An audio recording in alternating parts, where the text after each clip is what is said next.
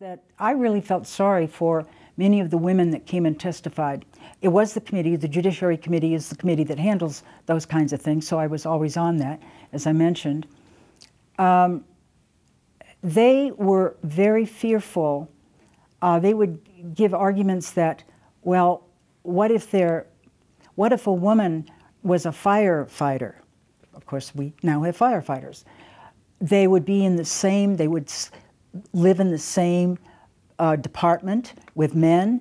What if they went to war? They would be maybe in a foxhole with men. It was almost like they were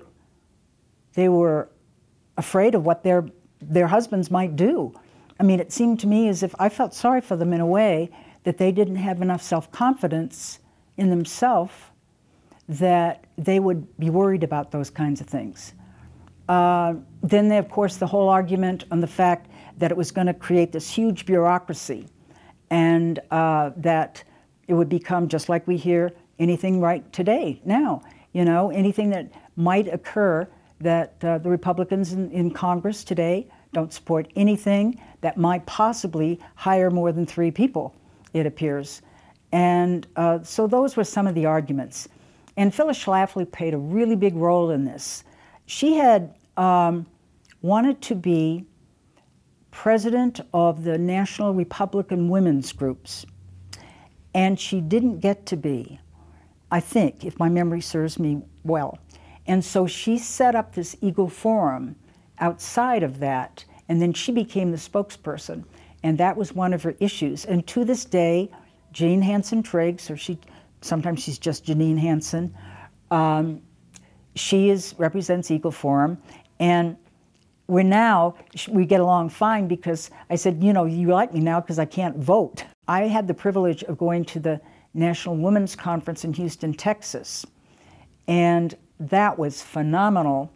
In fact, in the Time magazine, I've got it at home, where the woman on the cover, there's a picture in the article, and it shows it. You can sort of see Jean Ford a little bit, and a little bit of Frankie Sue, and myself. I'm I think on like a table or something, cheering, because you had all the first ladies, whether it was Betty Ford, Rosalind Carter, I don't remember who else was there, but every first lady that was alive supported the Equal Rights Amendment. And those were the kind of issues that were dealt with there. And it was just a fantastic experience. But Phyllis Schlafly also had another meeting at that same time in Houston, Texas, where she got all her cadre of supporters at the same time. And so she was a real manipulator of the press and the media. She was very shrewd that way. And one time she and I testified together on the same issue in Carson City, because it was calling for a constitutional convention. And she didn't want one, and I didn't want one either.